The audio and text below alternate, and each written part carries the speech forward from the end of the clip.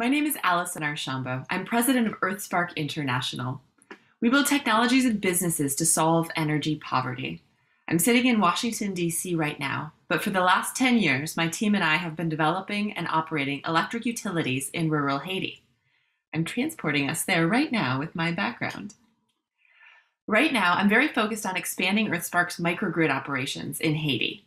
Microgrids in this context are electricity systems for towns. We use primarily solar energy, and all of our new grids will be 100% solar-powered infrastructure to deliver 24/7 reliable electricity to homes and businesses in the downtown parts of rural communities. We're working now on our scale-up to bring this reliable grid electricity to over 80,000 more people in the next 4 years, many of whom will be getting electricity for the first time. Ever since college, I've been deeply interested in the intersection of health, energy, and opportunity, and how infrastructure serves or disserves groups of people. I've worked in clean tech in the United States and in rural electrification in emerging markets. What I love is that no matter where in the world people live, everyone is part of this energy transition that is happening right now towards energy systems that are sustainable, reliable, and accessible to everybody. I mean, right now we're operating rural solar-powered microgrids with battery storage, smart metering, remote monitoring, cloud-based analytics, and I communicate with my entire team through video conferencing and messaging apps. There's so much cool tech that makes this work possible. The other side of the work is important too, though, right? I always think of energy infrastructure as part technology and part anthropology.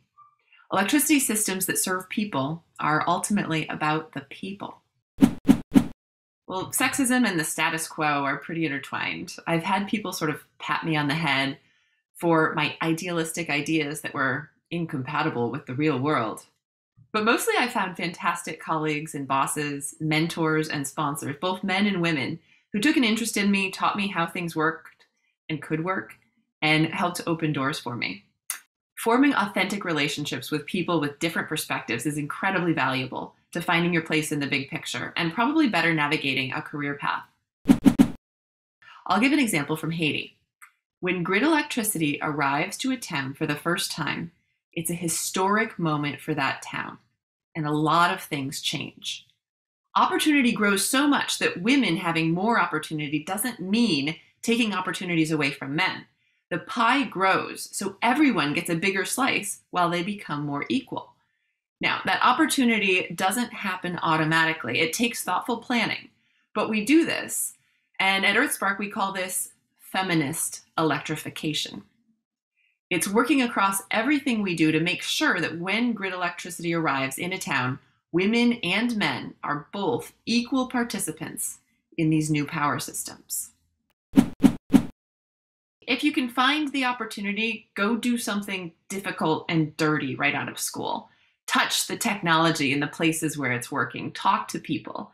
Install or go measure things in the real world. It doesn't really matter what your first steps are as long as you're really able to learn the details of how something works. For me, that was rural electricity in the Dominican Republic, and then it was residential solar in the United States. Most people's career paths are not linear, and that's okay. Try to do something useful whenever you can, and if you need to, choose the team over the topic. Working with caring, collaborative, motivated people to achieve something useful, that is really the dream job.